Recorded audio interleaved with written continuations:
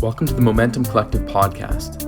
Momentum Collective provides training spaces and community around the world for unconventional minds and nomads to co-create the future. This podcast shares ideas on how we can transcend and shift towards our highest self.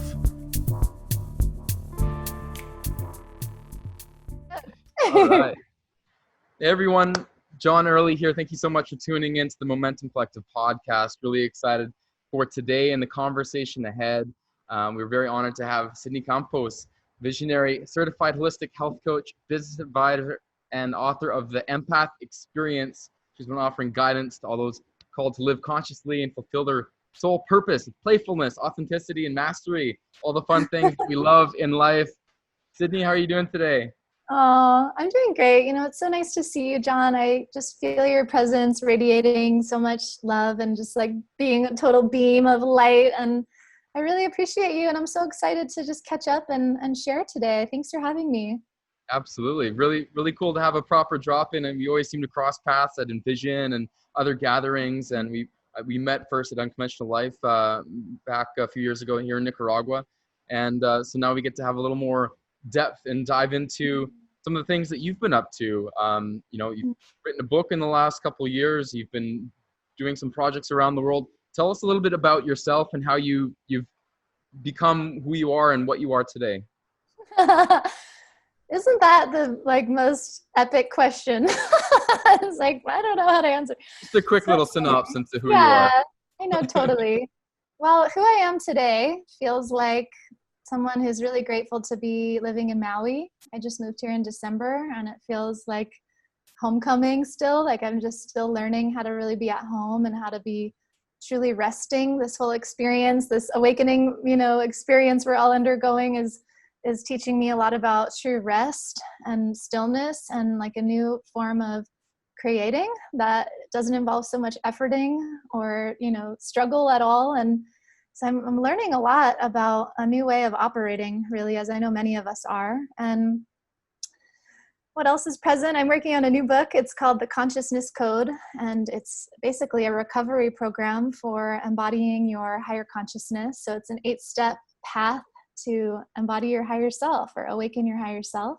That's been really, as I know, having written a book, it's a big birthing process, and I'm almost done. And I'm in there. I'm in the birth canal still. So it's kind of a weird experience in the moment. I'm really blessed to be supporting a lot of amazing souls right now. And one of the ways I do that is through mentoring and specifically in training facilitators who are learning all about the Akashic records and multidimensional healing and unlocking their intuition and just holding really masterful healing space. And so that is like helping me to feel really alive and connected and having my own awakening in the process with this group. So those are some of the things I'm celebrating, and I'm feeling a lot of gratitude to share that with you today. Actually, sometimes it's hard, like when we're riding these big waves, as I shared with you, you're like, it's consistent. I'm feeling pretty good. I'm not absorbing too much, and I've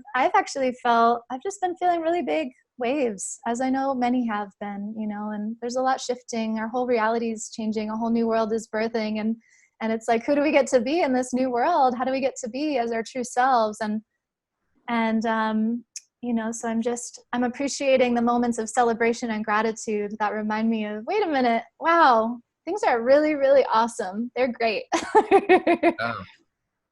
Yeah, there's nothing wrong with ever celebrating the good things that are happening. We get very caught up in all the issues that are happening. We're more aware of them than ever. And especially someone, as an empath, and you've written your book, The Empath Experience, you've gone into a lot of detail on what living life is like this. How do you define an empath? Yeah. An empath is someone that has a very heightened sensitivity to feeling and experiencing the emotional, and I would even say energetic state of other living beings. So not just humans, although that may be the most commonly understood interpretation is, an empath is someone that can feel what other people are feeling and can even feel like they take on the emotions of others or even physical pain of other people. You can feel it as though it's your own. But there's many other expressions of empaths, maybe even infinite number, expressions. Just as there are for our psychic gifts and our intuitive gifts, there's infinite expressions. And I like to remind people, as I do in my book, that, there's some other ways to think about this. You can be an empath that really resonates with the collective consciousness, which I know a lot of people are waking up to right now as their sensitivity is becoming heightened. It's like feeling the pain and the transformation going through all of humanity, not just one other living being. You can be highly empathically sensitive to plant life and nature and trees and animals. You can even be really empathically sensitive to the earth itself, and I guess that's connected to nature, but some people have a really deep affinity with the planet, and you can really feel the vibrational shifts and movement happening in the earth. So those are just a few examples of some other ways to understand empaths. Yeah, I'm excited to dive into this a lot more because it feels like it's a term that's coming up more, and more people are saying, hey, I feel something happening. I'm feeling these shifts. Mm-hmm. And do you believe that everyone is an empath or has the ability to step into being a true empath? I love this question. Yes, absolutely. It's something that I think at the time I wrote the book, which is a couple years ago now, I wonder if I highlighted that as specifically as I would have liked to now. Because sometimes we can get so identified with these labels that then can be cause for separating ourselves from the people we want to be connected with. The label empath can become this like separative thing of like, I'm different from you, so therefore you can't understand me, and can create blocks to true connection, right?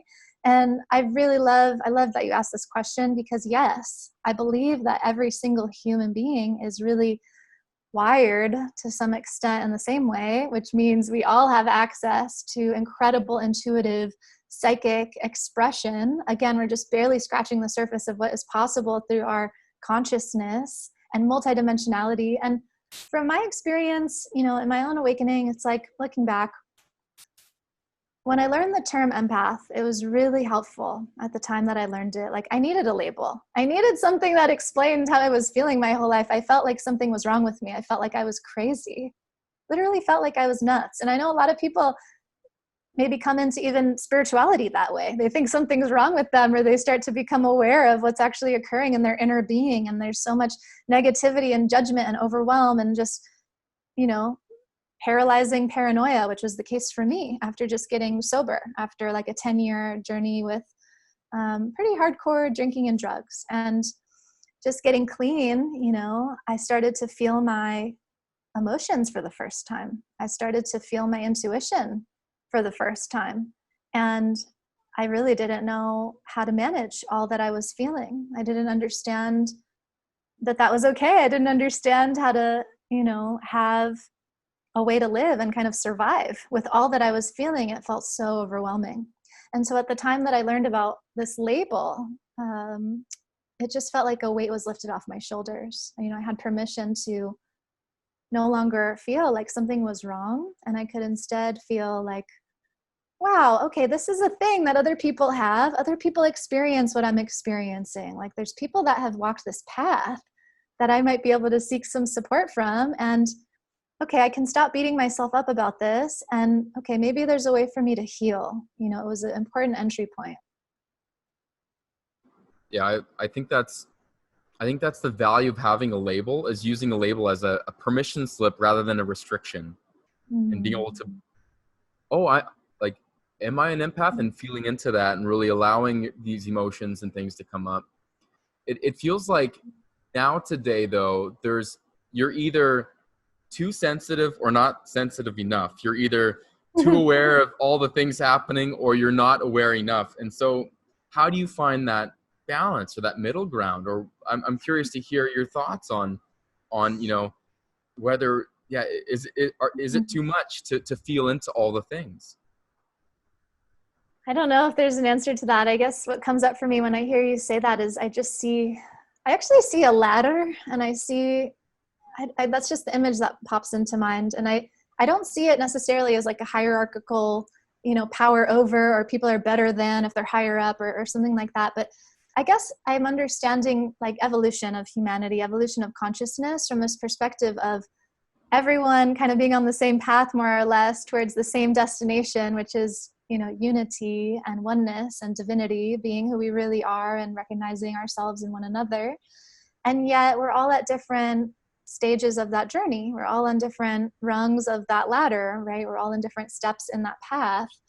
And I feel like this experience of identifying with or understanding oneself as not only an empath, but having an empathic sensitivity. I almost relate with that more now. Like, I don't really identify myself as like, I'm an empath or I'm an empathic healer. I just feel that I have an empathic sensitivity at this point in my consciousness evolution and in my embodiment journey. I'm highly sensitized. I'm open. My energy field is really open, and I can feel a lot in great depth. And I can even feel my inner experience at great depth, more so than probably most people that I come across. And I feel like this ability, again, is natural to us, and it unlocks for you at a certain point in your path when you've been willing to transmute, you know, trauma, density, kind of stuck energy in the body that can repress our full sensitivity, can repress our full kind of energetic potential from freely flowing, right? And I hear you also kind of allude to like the people that aren't feeling enough. There's a lot of, I mean, maybe this is me before I woke up, before, you know, as I was drinking and doing drugs and letting all of those foreign entities kind of run my body. I mean, I wasn't there. I don't really recall what was going through my mind. I mean, I know Sydney, the soul, was there somewhere, but I was really overshadowed by these other energies and by the inner critic and by fear and by superficiality and by what you thought of me. And I was really living in my head. I was just kind of living in this really small, very confined box, essentially, which is, you know, the mind. It wants us to think in terms of finite and absolutes and control. It wants to operate in this, you know, illusion of control, wants to know certainty. And my unraveling, which is my awakening, has been a process of expanding out of that confined awareness into more of the body, which naturally begets more feeling, which naturally begets more healing and opening of the heart and opening these other power centers, right, that generate all of our energetic potential. And I can't help but feel like this is available to all of us, you know, and yet at a certain point in our collective evolution, the labels are helpful, and my book is helpful for people that are just waking up. And so many people tell me, oh my God, I feel like you're describing my life. I feel like you understand me. I feel like for the first time someone gets me. I feel like I thought something was wrong with me my whole life. You know, a lot of times people find out about my book through their therapist, which I've been really honored to hear, you know, that many therapists are using that as a tool. Like, I wish when I was going to therapy that I had that, you know, and I think at some point we create the things that we wish we had, right? So yeah, that, I don't know if that was a direct answer to your question, but that's what comes up. And so I guess the last thing is, when I think of the people, like, I actually have a hard time. I don't want to see people as that label of not feeling enough or feeling too much or the extremes, or it just feels like another duality. We're all feeling a ton. And the way that the Earth's frequency is increasing, and science can measure this and prove this now, you know, it's like the Schumann resonance, and the frequency of the planet has never been climbing so rapidly. And as this occurs, because we are extensions of the Earth, we are energetic beings here on planet Earth, which is our giant energy field that we're always harmonizing with, learning to harmonize with. We have no choice. Like, as our energy speeds up, our fields are speeding up, our bodies are speeding up. We have no choice but to strip away these layers of contraction and repression. We have no choice but to face whatever is arising so that we can be clear, so that we can be who we are.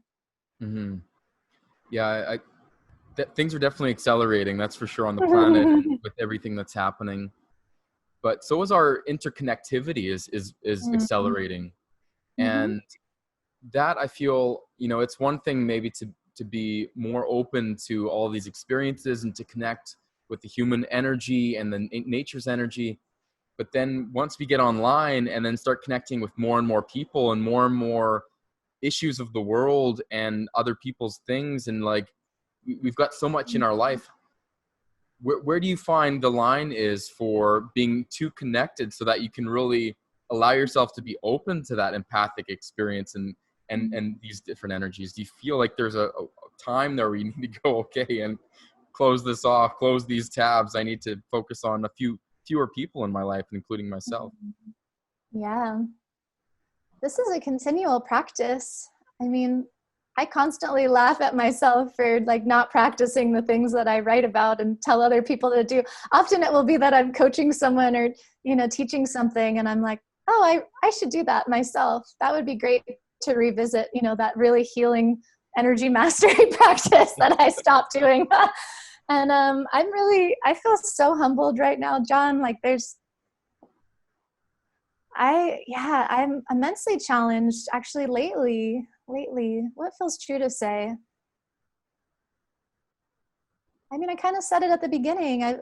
Since moving to Maui and after traveling for so many years and living in, especially like really, lived in LA, lived in New York, Bali, like these really energetic, high, energy fast movement places with a lot of people and a lot of community and a lot of connection. And then arriving to Maui, it's like, I'm in a slow pace that I've never been in before. And I'm like settled in and I'm at home. Like I have a home here and I haven't really had a home. It feels like ever like this. Every time I lived in New York and had homes and worked full time, years ago, I can just track my energy back and feel like, I don't really think I felt like I was at home. I never really rested. I never really had that inner resourcing time. I was just moving. And so I'm learning in a way a lot of the same lessons that I even write about in my book that I've shared about over the years. And I feel like I'm learning to embody it. Like I feel like I'm really learning, or I'm seeing the ways in which what I've taught and shared and guided other people through, I haven't fully embodied it myself yet. And so that has been the focus of my time here and thus far in Maui the last 6 months. And I don't think there's a line. I don't think of it that way, like a line when I draw, like would I draw a line when I feel overwhelmed or when I feel like it's too much? We're always in motion. We're always moving. One of my friends actually reminded me, there's no such thing as stability, actually. And I was like, are you sure about that? Like I talk about stability and maintaining the core sense of stability and, maintaining your center no matter what's going on. That's like one of the core things I teach about. And what stability, wait a minute. And we're always in motion. We're always moving, always expanding or contracting. And it's so different for every single person. Like there's not a rule I could say, of like, I guess what this path deeper inwards and more into, it's funny, like the deeper you go in, the more you're expanding and your awareness is expanding, the more your senses are turning on. So it's like going in actually makes you so much more expansive. And for each person, I guess what's coming up to share is, man, we are in such a training moment right now. This whole experience with like the lockdown and all this fear and so much, talk about oversensory stimulation of like media and, just all the different communication channels and agendas. And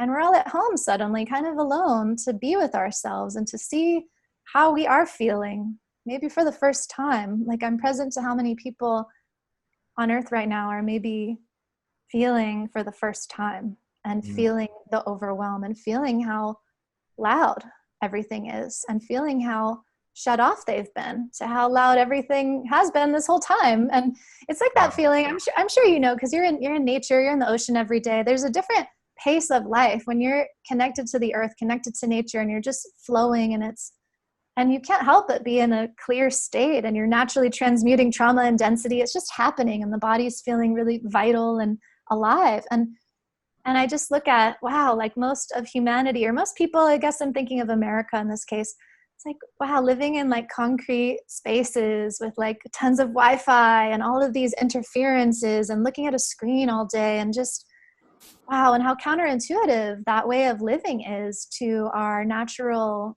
state and to our natural way of expressing energy and emotion and processing, right? So that's what comes up when I hear you posit that question. And I'm curious to know how you orient with that. I mean, do you feel empathic? Do you feel like you're absorbing? Do you feel like you have a capacity to do that sometimes? And how do you, if so, support yourself?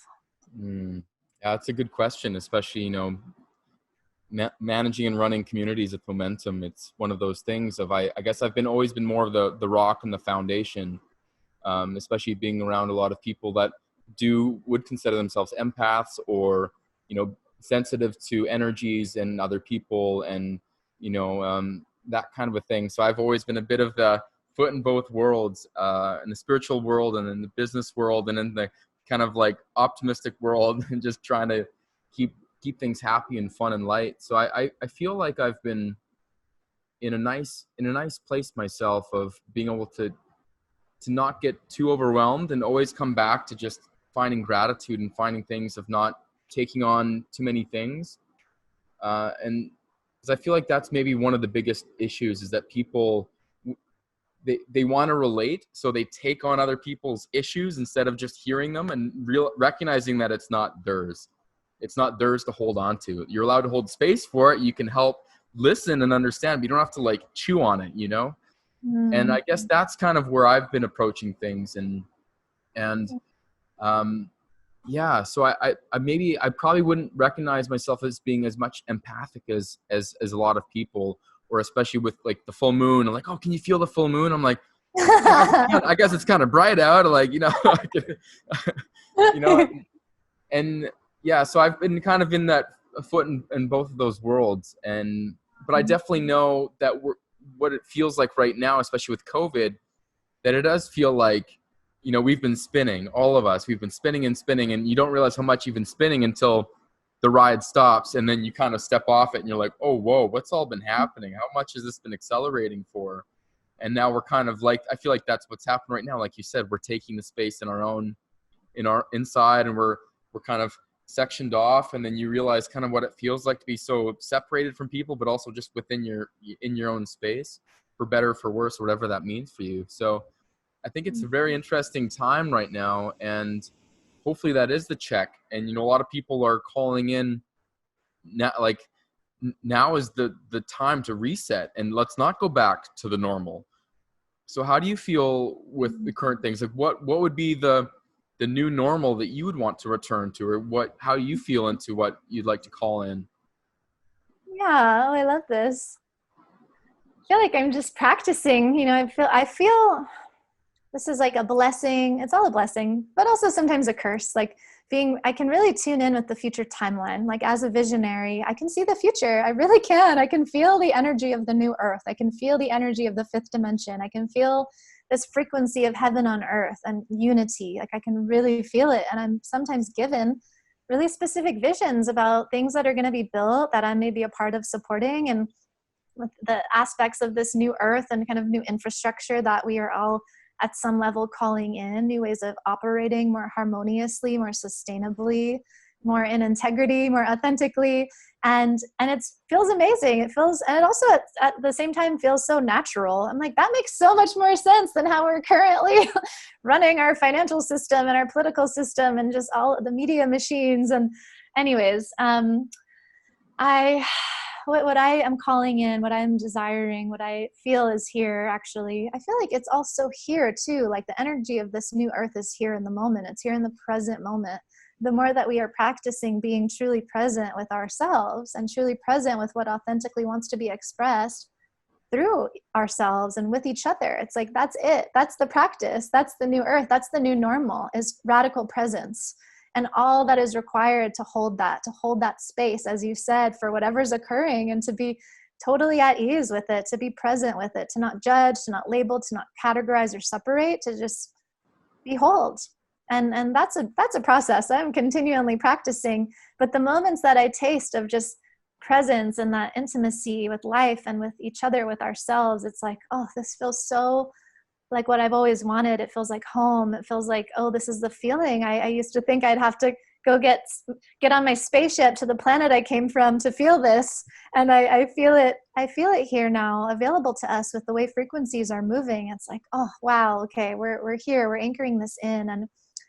And I see such a rapid rate of awakening. I see so much of humanity over these next few years coming home to themselves and just waking up and giving themselves the permission to do what they want with their lives, to be who they really want to be, to feel what they want to feel, to come into the radical acceptance and forgiveness of all that is and all that has been, to bring them to this moment, and to play, to just be artists. Like we're all, maybe it is that simple. We're all here to really be artists, to be creative beings. That's who we are. And maybe all the suffering that has been experienced on earth so far has been a result of simply repressing the creative energy that has been wanting a place to land, you know, which requires that divine permission of oneself to play. I love that. I mean, that's something that we've always come back to with Momentum, is the power of play and being able to play in our bodies and with each other and step into that creative expression and movement. And that's even what Keith Wilson, the chocolate shaman in Guatemala, would say. One of the secrets to, Keith's cacao. Oh my God, yes. The power of play, you know, and being able to just keep that wonder and curiosity and that excitement that comes with play. And maybe that's the gift of nature constantly evolving. It's constantly playing with new ways to express itself and new ways to evolve and come to fruition. And I feel maybe that's exactly what we're in this radical need to play more and see what works and what's, you know, and not take things too seriously as well, which I think is something that we often do. You mentioned as well multidimensional healing. Can you tell us a little bit about what that means and what that process is? Yeah, I wonder if I've ever tried to articulate this before. This feels really fun. Let's play with the idea. Yeah, I love it. I'm so down. You know, it's funny. It's funny how my first impulse is to like validate myself or something. Like I've studied all these modalities and I'm trained in yoga and Reiki and Akashic records. And it's like it's funny that I feel like that's a conditioning to like validate with all my credentials before I can then talk about what is true now for me, and which maybe has like no way of being credentialed. So I'm just making fun of that, and that's okay. It's okay if your business card says I just play for a living. That's totally fine. Whatever, exactly. Like again, the label thing, and also it's important to have labels. Like there's a reason I put, so people can find us, so people can understand, so that signal's kind of out there in the world. And the reason I have multidimensional healing listed in my little bio on my website is, people who resonate with that or who are curious to learn more about that are attracted to me, and we get to play. And how that comes through for me is multidimensional, right? So we're playing in different dimensions. We get to play in different dimensions and play with different energies with the intention of availing ourselves to the most powerful healing and remembrance and embodiment possible. And that's really all it is. And it can take so many different shapes. And that's why I love, you know, that it's just it's a malleable container, and it will take shape with a one-on-one session. It will take shape in a group, facilitating a retreat. It will take shape in a training program. And it's just the simple intention that, hey, when two or more are gathered, a whole new energy is formed. A whole new field of possibility is created. And we can accelerate each other's healing, transformation, awakening, growth. Really, all of it, I feel, is remembrance, right? Remembering more of who we really are, feeling a deeper sense of embodied wholeness, feeling more permission to be our authentic selves, right? To feel safe and simply speak and be our truth and have fun and enjoy that and feel like, wow, I deserve that. I deserve to have fun. I deserve to play. I deserve to enjoy being in my body. I deserve to feel fully alive, you know, and I deserve to be fully powerful. And what does that feel like? Whoa, I'm such a bright being. Can I really hold this energy? Can I really channel this? Wow, can I? I mean, these are some of the typical experiences that I support people with, and has been a big part of my journey as well, being in these questions. And it's really just that simple. And it maybe I laugh at having the label like that. It's like, what does that even mean? And I would say at the end of the day, it's the multidimensional healing comes down to presence. And when we are truly, completely present with one another, we can't help but see the reflection in each other's eyes and each other's presence. We like come into unity, we come into presence, and it's like anything that we would require to feel more supported, to feel more ourselves, will just naturally arise. And that might come through as an intuitive healing, or doing energy healing, or channeling something from the Akashic records, or yes, doing past life work or soul retrieval or anything. It could be millions of different expressions, because we're all such unique, infinite beings. What we require and what we call forth on our healing journeys is so different and so unique. So I guess that's why I like the expansive kind of vagueness of that label.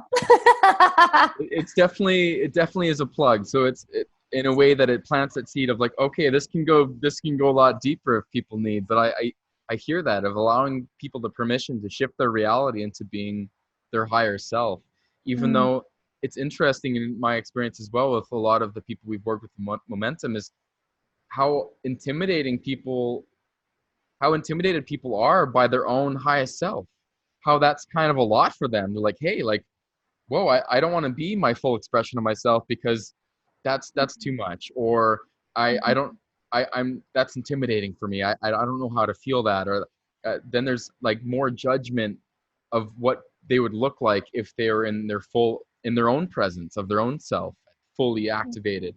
Do you have much? What do you tell for people that are trying to find their own confidence in their full light and their full power? This is like such an important exploration right now, because we need leaders. We need leaders on this planet. We need so many leaders to help shape this new reality that we're all calling in. And part of being a leader is being willing to be fully here and fully present with all that you are, and fully present with what life is giving you to show up in. And it requires being truly powerful, which again, I can't help but equate with like presence, right? Like you can just feel it when someone's fully here and embodied. They have a presence. They don't even have to say anything, and they're impacting you, because the experience of just being in their presence is transmitting. Again, there's that multidimensional healing, but it's transmitting energy, and we've all felt it, even if the people are like, yeah, right, whatever. Like when someone has presence, you feel it, and you are being impacted by them with or without words, you know. And I invite everyone to pay more attention to this too. This is a way of unlocking our sensitivity or intuition. We can pay more attention to the subtle energetic exchanges that we have. I think it's like 90% of our body language is like what we're communicating with anyway. 90% of our communication is body language. And right now, with the way that energy is moving, we're all being so attuned to truth, to the truth that we've maybe before been able to kind of overlook or not catch. It's like if we are in the presence of someone that's just a little bit out of integrity, a little bit dishonest, we'll feel it. And they might be saying something completely different, and what they're saying will not land, right? And so I'm so excited about this new paradigm that we're entering in, because it's like only people and companies that are operating in integrity and truth will make it, essentially, because we just can't take anything else, take anything less. But to answer your question, this phenomenon of being afraid of one's own power is like the essential human paradox, right? Of being an infinite divine being and really beholding your infinite potential, your infinite power, you know. And I guess I'm writing a book about this because there's a lot to be said, but on some level, I feel from my own experience that it's a recovery process. It's like I did 12-step recovery to get clean from drugs and alcohol, and then after that and being in that world for a little bit, I was like, what's next? What about there's something else. There's something else. Like once I put down all the addictions, once I put down all of the negative self-talk and self-abuse and codependency and all of those things, it's like, what's next? Oh, there's authenticity, my true self, divinity, my higher self, all these different terms, my soul, and it's like, whoa, how do I get that? How do I be that? How do I live that? How do I even, wow, I can see it. I can feel it. We can all feel that aspect of us. That's like this bright, shiny, infinite divine being. We know it. We know it in our soul. And maybe we're here on earth in this life to remember and like fully allow ourselves to receive that presence that we are. And yet it's this paradoxical thing for each and every one of us. It's so different. And I'll just share, I guess, from my own experience, it's like, what comes up for me, and this is definitely related to the empath journey, like the shadow of being an empath, having learned for most of my life to source my sense of value and worth based on what other people were thinking of me or feeling about me or the level of attention I was getting, and wow. And you strip all that away and it's like, okay, I no longer need what I thought I needed outside of myself to feel good or to generate love or to feel valuable. And then you're left with the question of like, can I believe myself to be valuable just as I am? Can I believe myself to be worthy just as I am?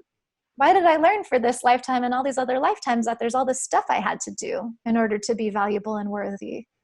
We start to see how that's not true. And then our whole reality falls apart, which is kind of what's happening now, that everyone's forced to stop and all the jobs and productivity that they identified with no longer are a source of value. And so they're like, wait a minute, who am I when I'm not doing? How am I being? What's here?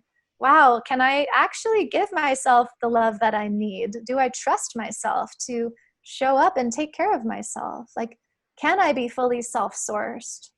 Again, am I valuable just as I am? Am I worthy of love just as I am without doing anything to prove it?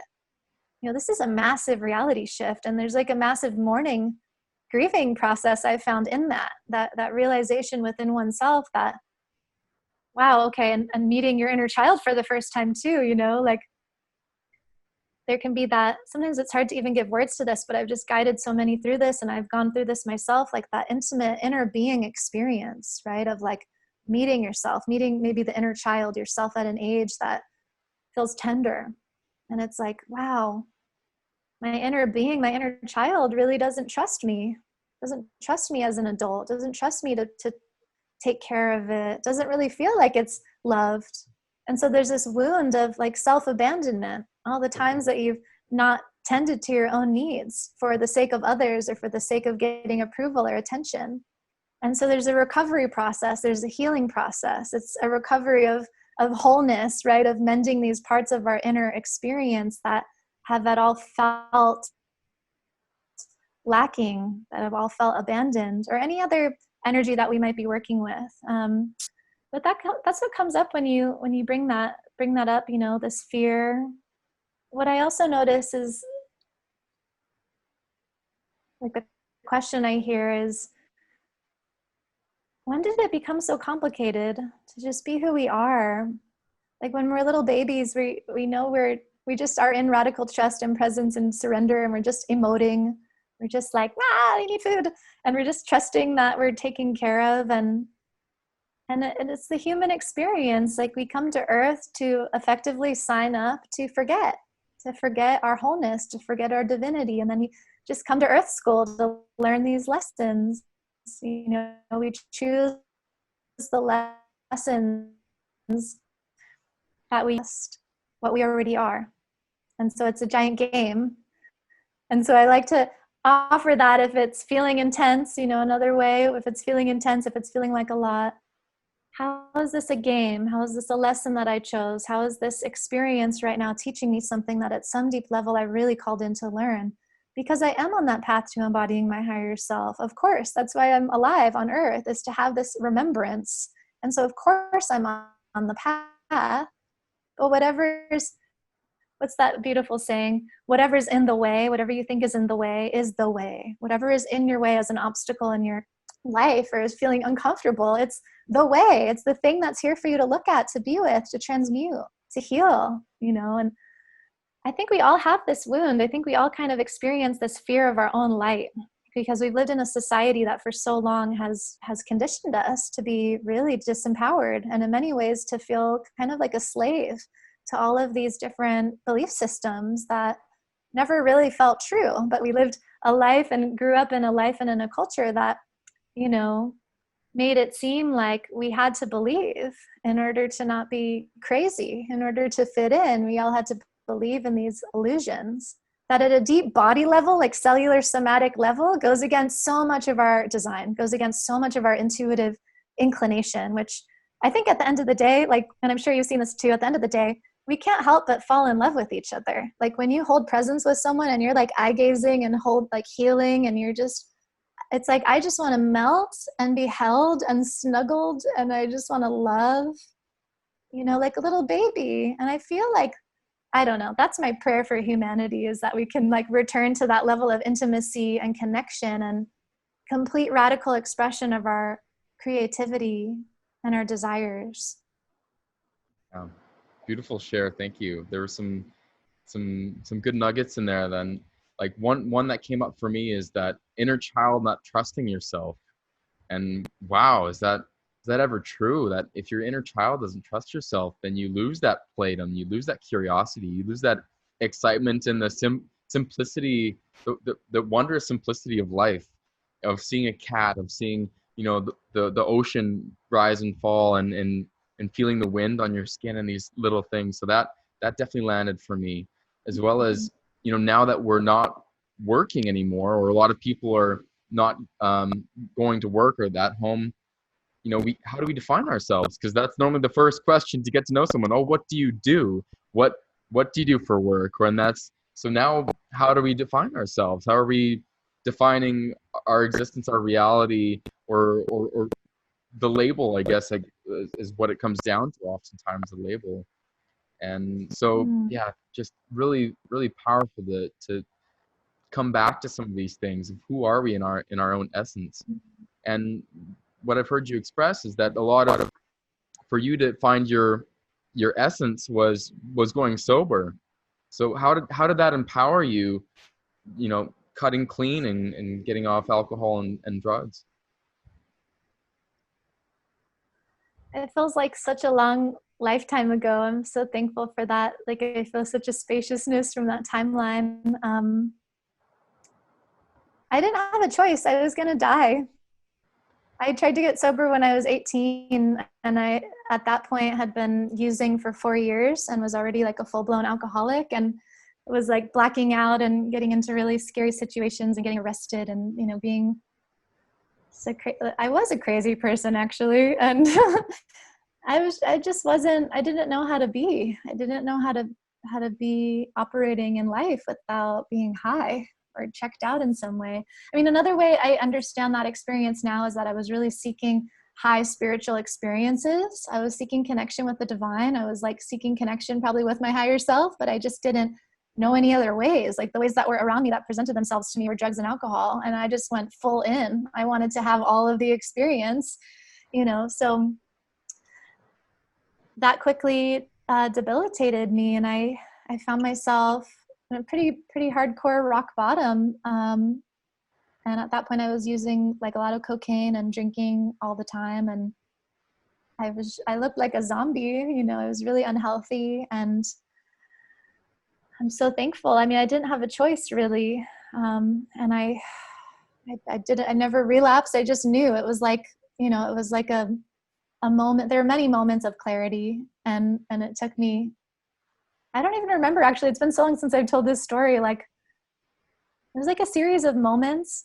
This paints the picture pretty well. I was so operating in an external frame. I just cared so much about how I looked. I cared so much about how much money I made. I cared so much about what you thought of me. That defined my whole existence, was what you thought of me, right? And then I could then figure out where I fit in and where I belong. And so I was in pretty bad shape, but somehow kind of like showing up to this job. And I was living in New York at the time, and I was working in advertising, and I just felt so depressed, and I just felt really lost. And I was living this whole other double life involving a lot of drugs and alcohol and obsession around money, wherein I was working in like strip clubs and doing escorting and feeling a lot of shame about that. And because I had all this energy that I didn't feel was like safe to express in other parts of my life, I felt like I had to hide it and go to these kind of like underground clubs to like be in this double life, and felt so much shame about that. Like no one knew what I was doing. And at one point I went to a therapist, and I really just wanted her to tell me what I needed to do for my career so that I could be successful, so that I could feel like I had a purpose. Like if I could just know what I should do, and can someone else tell me what I should do, because I have no idea, and just someone tell me the answer. And, with into a few sessions with her, I believe she wanted to diagnose me with, like as bipolar, because the way I was acting at that time was I was like a bipolar person for sure. And then I told her that the amount that I was drinking and doing cocaine and whatnot. And she's like, oh, okay, that actually, anybody doing that level of damage to themselves is going to manifest like a mental illness diagnosis. That makes sense. And I don't know what happened. I mean, at some point in our session, I told her the truth of what I was doing, and I didn't tell anyone else, had never told anyone else the extent of what I was involved in, which involved some other sketchy hustles and was frequently risking my life, essentially going into these really dangerous situations and just not being coherent to even understand the level of risk that I was putting myself in frequently. And I just told her the truth. Something just came through me and I told this person the truth. The first time I had probably ever told someone that level of truth about myself.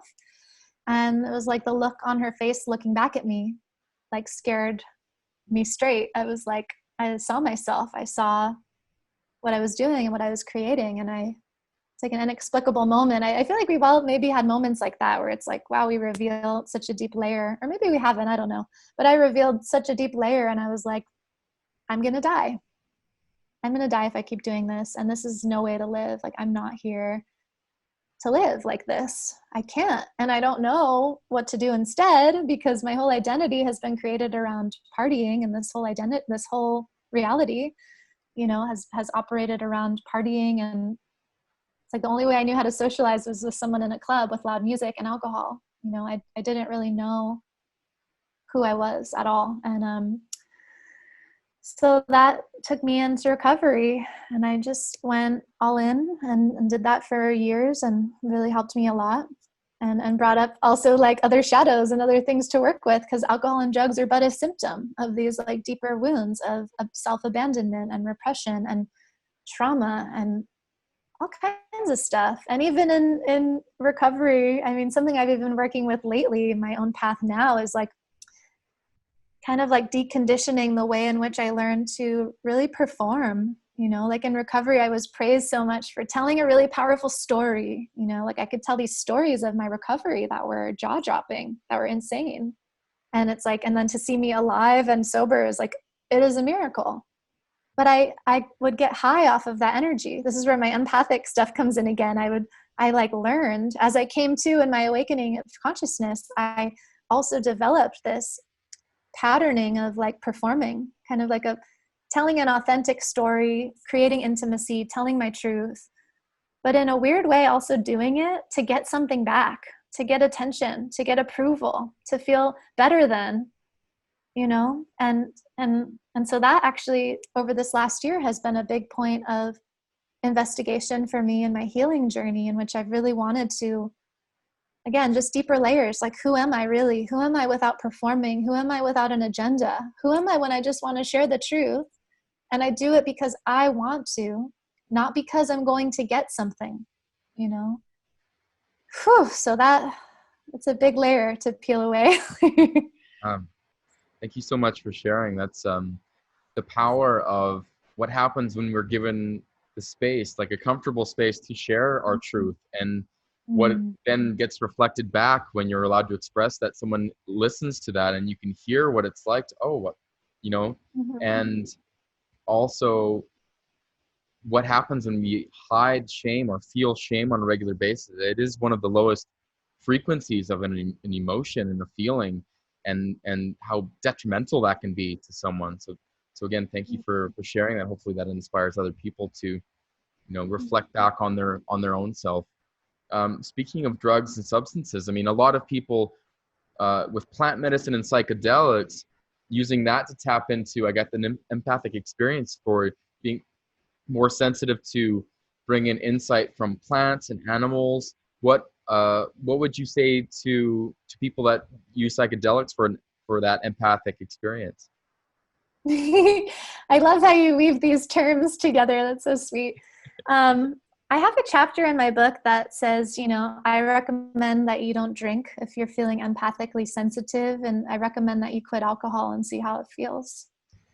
Alcohol basically cuts holes in our energy field, and if we're already really permeable and feeling like we're sponging up energy around us, it's not helping to have alcohol thrown over it. It's just like open field for anything to come in. And especially if you're wanting to feel more of yourself and to feel more connected to yourself, try giving alcohol up for a little bit.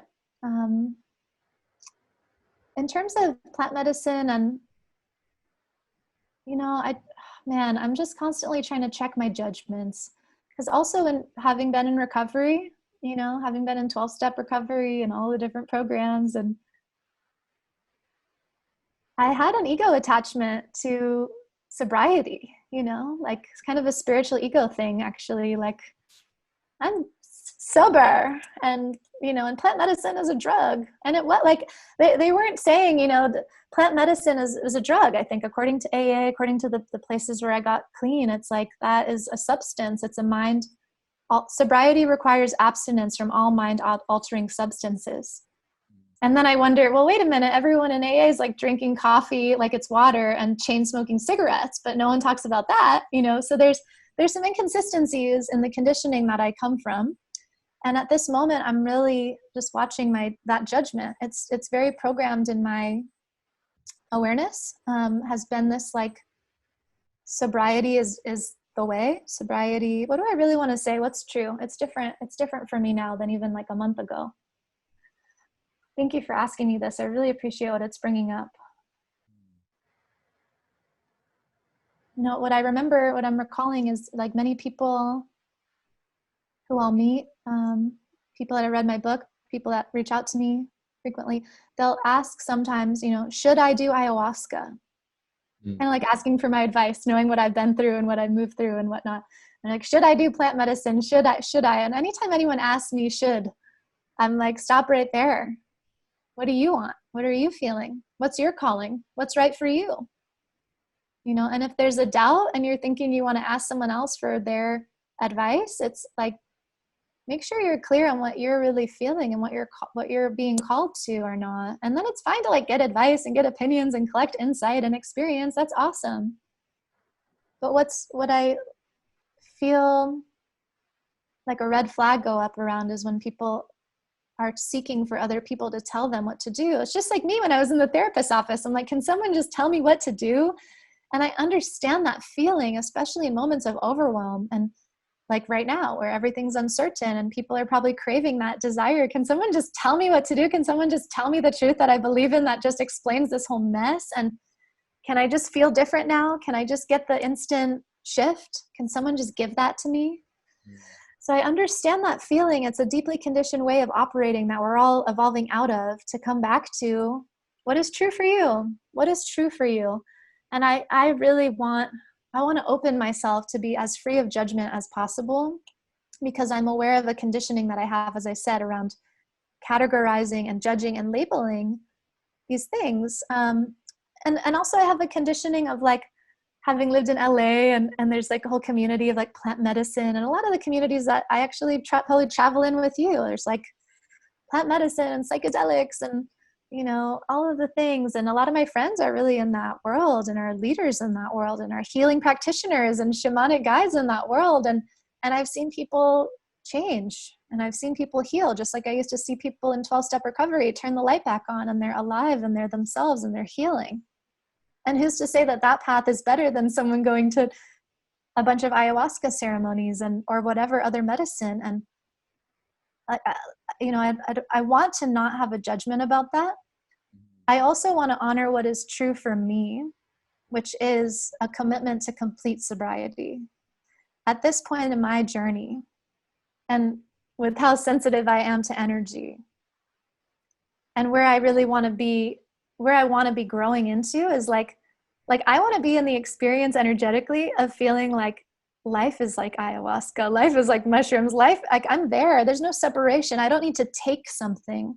I don't need to ingest anything in order to have an experience that my body, frankly, can already produce naturally, and maybe even more effectively than taking an external, entity. I can actually generate my own medicine from within my own body chemistry. And how do I access that? And how can that become more of my waking state so that I'm integrated in that state? So I'm not tripping out and having these like wild experiences and then I have to go learn how to be in reality again. But instead I'm like microdosing in my life through dance, through breathwork, through meditation, through like sensual experiences, through art.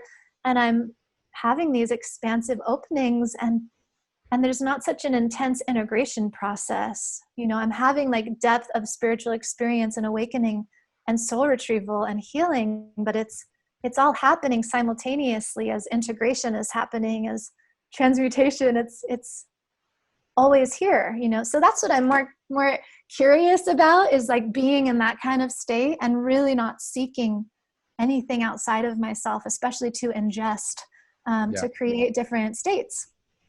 Yeah, definitely. I feel like you said, everyone has their own path, and whether that's through complete sobriety or maybe that's through some plant medicine, but it does come back to realizing these are tools to realize we have everything that we need already.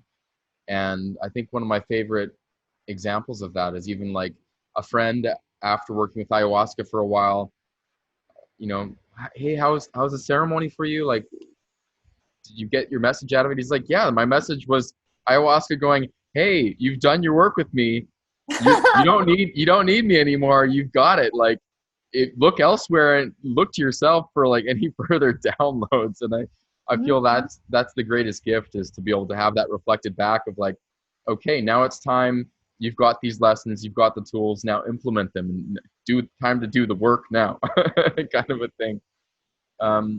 Dealing with things in the plant medicine world, or even in empathic world, a question that's come up for me a lot that I'm really curious to hear your perspective on is, are you comfortable labeling energy as either good or bad? How do you view that realm of things? I know the word labels are never good, but feeling into good energy or bad energy, how do you tap into that?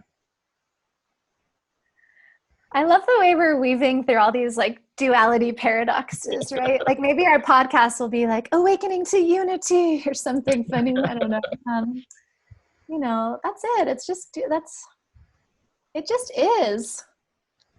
It just is. It's not good or bad. It's like that there's an aspect of our minds that's so refined, wants to categorize and understand and label and make everything make sense and fit it into a neat little box. And it can be such a cop-out to be like, and sometimes it's totally true. Like I'll say sometimes, like I totally will catch myself being like, bad vibes in that restaurant, man. Like we can't go in there. Like one time I was with a group of friends. This is a long time ago after a long meditation retreat. We had just done like an 8-day Vipassana. We were all super like highly attuned and like vibey. We were so excited to go to this restaurant, and we walked in and we were like, bad vibes. Like we can't be here. And so, you know, like just playfully, that's true. That happened. And it all just is. It's all just energy. It's what we are. It's what all the world is. It just is. The meaning we ascribe to it is something we frankly make up, can change, is always in motion, is always shifting, can always be transformed, you know, can always be realigned and restructured. But the question that arises, I think what you're actually kind of, alluding to here is responsibility, being responsible with our energy, being really in integrity with how you share your energy and what energy you allow into your field. You know, what energy are you allowing yourself to interact with? And are you just labeling things as like really bad and then avoiding them, repressing it, not facing it, not again going into whatever's in your path to be with, to grow through, to learn from, you know? And that's a really natural way we learn to operate as humans, like good, bad, hot, cold, stay away. But underneath all of that is a layer of sophistication that I would love to see more people step into and receive within themselves, which is, I think the word comes up as like a resonance, you know, feeling a resonance. It's not good or bad. It's just, there's a resonance, there's a magnetic attraction. You know, when you start paying attention to your subtle energetics and you get to know yourself and you're doing your inner work and you're feeling supported and you're feeling embodied and you feel connected to your heart and you're like taking care of yourself, right?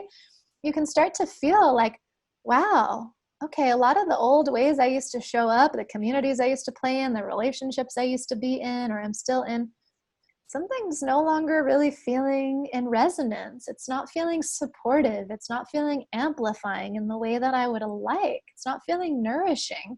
These are other words I like besides good and bad, because those feel so finite, right? But it's like resonance. Like, do you feel called? Do you feel called to someone or something? And do you feel no longer resonant or called to be around or with other people or other things? So pay attention. This is responsibility. This is integrity. You know, what do you really need? What do you really want to feel supported? And you're fully responsible for that. This is energetic, you know, mastery, especially for empaths who usually learn, you know, again, to like tune into the whole field of what's happening all around them and feel how everyone else is feeling to determine how they feel, you know, or what they need to do to take care of people so that the other people can feel better, so that then I can feel better because everyone else is feeling better. That whole thing, you know, wow, come back to yourself. What do I need right now to feel supported? How can I take care of myself right now? How can I give myself what I need? Because I have what I need. I have my own medicine. What's that like to really give it to yourself, to listen, to receive from yourself, and to enjoy that process, to trust yourself? It's so healing. Such a simple little inquiry is so healing, can be life-changing, you know, and then you can't help but operate in more integrity. And then guess what? At a certain point, people ask me a lot about boundaries and like creating healthy boundaries. And you know, at the beginning process of your awakening journey, it's like helpful to create and discern, you know, really strong boundaries. You know, where do I feel most expansive? Where do I feel most nourished and supported? Okay, I can go there. The places that feel draining, the places and the people that feel draining and just like, like not in resonance, I need a clear boundary there. I will no longer interact there. I will no longer go until I can feel more safe and supported and just whole in myself. And then at a certain point, when you really are embodied and deeply connected with yourself, you'll find that you attract less dissonant energy. So it's not actually something to even manage or create a boundary against. You just don't attract it. You know, you don't bring it in. You're not available for that kind of energy to interrupt your alignment or your flow. And there's a lot more that can be said about that, but that's a really simple way of answering your question. Maybe a really long answer too. Well, it's a complicated thing, right? And a lot of times you'll hear people say, yeah, there's bad energy and I've got to close off because I don't want to allow any bad energy in. And I've heard other empaths kind of give the example of, you know, as soon as you put up defenses, you're asking for an attack. And that's always the interesting thing, is knowing when to, like, especially someone who's extra sensitive, is what would be your advice for when you need to kind of like hone in and go inward and kind of like put up those, like, not take so much, you know, input and when, like, how to protect yourself, or is that already the step too far of asking for protection? Like, there's some labeling energy as either good or bad. So what would be your advice to people that feel empathic or even not, of when to be open and when to maybe be less open?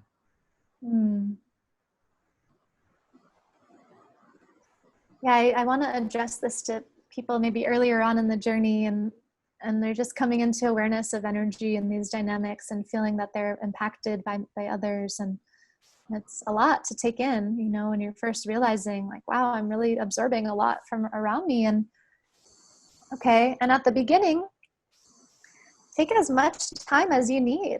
It's like a recovery process again, you know, like when I first got sober, like there were a lot of places I couldn't go. I couldn't go to bars. I couldn't go to clubs. I couldn't hang out with my old friends. I had to delete my drug dealers from my phone. You know, like there's just basic things I really couldn't do because they didn't support me in living the kind of life I wanted to live. You know, so at the beginning, and this goes for just consciousness awakening too. It's like, okay, man, like what's the inventory of stuff in your life that really doesn't support you? And put a boundary up. And it might be really obvious and stark, like, wow, I can't be around that person anymore. I cannot afford to allow my energy to be drained in that way anymore. Wow, there's all these relationships in which I've just been caretaking and giving, and I feel so depleted. I'm not getting anything in return. Okay, take a break. Take a break from those people. You know, oh, wow, my job is so draining. I feel so tired every time I go there, and I just feel I'm really not supported being there. Maybe I don't have to be there. Maybe I don't have to do that. And it might be extreme, but it might also be that you give yourself permission when you are in interactions or you're in new environments, that you get used to kind of taking little breaks to go check in with yourself, and then same thing. I'm having a lot of memories of like being in early sobriety and like learning how to be a human and connect with people. I really feel like awakening or coming to is the same thing. It's like the same process when you're newly sober, in a new reality. It's like, okay, sometimes it would feel really overwhelming to be at a dinner table connecting with all these friends. I'd have so much happening in my head. I'd be feeling so much. And I'd have to go to the bathroom and just kind of be in my own energy, take some breaths, connect with myself and say, hey, what do you need right now? How can I support you? What would feel really good to experience right now? Super simple. It takes a couple minutes. And that can be so helpful. That's energetic hygiene, really, for getting to connect more with a sense of center, until eventually you do that practice so much that you're out in the world and you're just doing that and not even thinking about it. Like my experience in most moments now is like, I am connected and here's my inner child and here's my inner mother and father and we're all here and I'm here fully. As much as I can be, I'm here. And I'm willing to see whatever else is in the way of not being here fully. I welcome it. I invite it in. Whatever's in the way of being fully here is the way. Okay, what's here? Okay, what's here? Breathe. What's here? And so I feel like that is really such a simple practice that can have radically life-changing impact if you really do that. And it's a form of intimacy with yourself. It's like coming into intimacy with your body. Ask your body what it needs. Ask your energy what it needs. Just start playing with, different ways of relating to yourself beyond the mind, beyond the voice that's maybe been running the show. See if there's other channels that might want to be unlocking and providing some guidance for you. I love it. Do you have any other exercises to tap in and expand into that awareness once people feel like they've tapped into that starter empathic to really feel into things, ways to deepen and kind of the intermediate or the next level to allow people to bring in more of that empathic experience? Well, John, you can get my book, which is full of exercises. Yeah. Let me see if there's anything here. I'm really appreciating this conversation, like, so deeply. Thank you, because it's just affirming in me like this knowing of like the recovery process. And recovery doesn't just happen from drugs and alcohol, or it's just recovery from an old way of being into a new way of being, right? And I'm really feeling our conversation so far really anchoring that in for me in a deeper way. And it is empowering me in my writing process. So thank you so much. Thank you for your questions. And there is an exercise coming up, and it's so simple. It's so simple. And I just invite everyone listening right now, close your eyes, unless you're driving. Don't do that, but do it later. And just close your eyes and start to immediately deepen your breath all the way in. Straighten your spine, drop your shoulders down your back.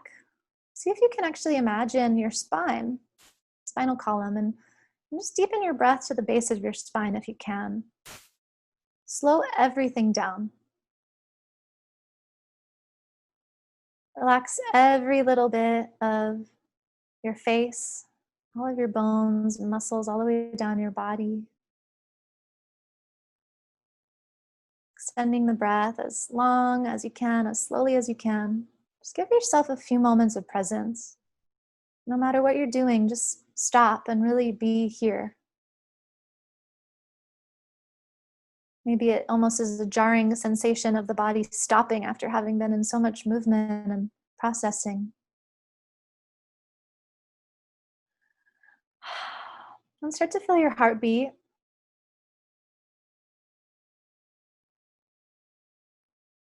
Imagine there's a bright light that is beaming out from your heart, and it just starts to expand all the way around you in all directions. This light might have a color, a temperature, it might have a sensation for you. Imagining yourself in this field of light, a big bubble of light. This is your energy field. Can you feel it expanding beyond the border of your skin? Can you become aware of the energy that's just beyond the body, that is still a part of and connected infinitely to you?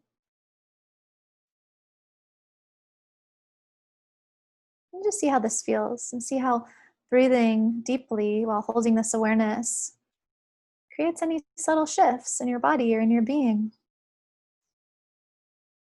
Just for fun, just for playing, to see maybe a new perception of reality. Can you expand the field out a little bit farther? Can you bring it in again, closer to the skin? Feeling what it's like to have your energy wrapping you like a warm blanket. Really basking in your own presence, feeling how good this feels to be in the sanctuary of your own light.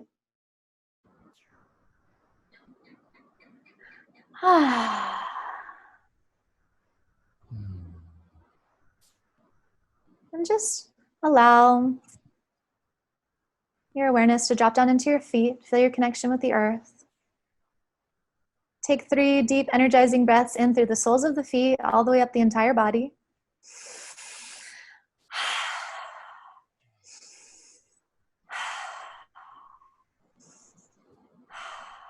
And just see how you feel. And celebrate yourself for being willing to have a new experience and maybe play and maybe connect more deeply with yourself and this moment. And if it resonates, maybe you do it again, and maybe you expand and you do it for longer and you see different things. And it's such a simple, fun way to play with our multidimensionality, our energy presence, right? Our energy field. And that's how we start tuning into more subtle, intuitive guidance as well. When you get into that kind of energetic space, it's a really good moment to ask for your higher guidance to communicate, to ask for your internal, guides to show up. Yeah, thanks for playing. Amazing. Sydney, thank you so much for that drop in and for taking the time for this call here today, and for all your help igniting the light and the love and presence in so many people. Where can people find some more information about you and your podcast and everything online? Thank you. So much fun to connect like this. I love it so much. And I can't wait for our podcast. So John will be your guest on Visionary Souls in just a little bit. And by the time we connect, then it'll be a whole other reality. So I'm excited to catch up with you and what has happened the month. It'll be a month from now. It's like, whoa, who will we be?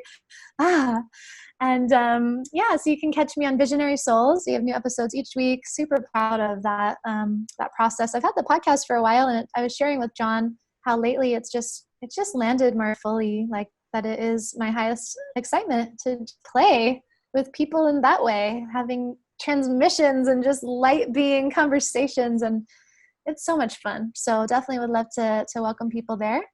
I'll have a new book coming out probably at the end of this year, maybe early 2021. It's called The Consciousness Code: 8 Steps to Awaken Your Higher Self. And I do have a course, actually. I'm launching June 22nd. That's called the Consciousness Course, and it is the program that goes with the book, essentially. And it is a community, exploration into how we embody and awaken to our higher selves. I'm really excited about that journey. And you can find all about that on my website, sydneycampos.com. And sometimes I also like to pop up on Instagram and share there. So that's another good way to connect. Amazing. Well, again, thank you so much for taking the time to connect here. I've got so much love for everything that you are and that you embody, and really excited to have you in one of our Momentum residencies soon to share some of your gifts and some of your light as well. So. Oh, that would be so fun. John, you and I have this funny email relationship sometimes, where I just love getting your newsletter blast, and I always, of all the newsletters I've gotten, I just always want to reply to yours because I'm like, oh my God, I just love you and I feel this energy, and I was really excited to come play and do the residency. That's so on my radar. I look forward to the perfect alignment of when that's meant to be, and I'm just so thankful for your presence and this feeling that, wow, we're going to have so much fun and so much more magic to create. And what a gift today. Thank you. Well, again, thank you so much. And thank you everyone for tuning in. And we'll catch you again soon on the Momentum podcast.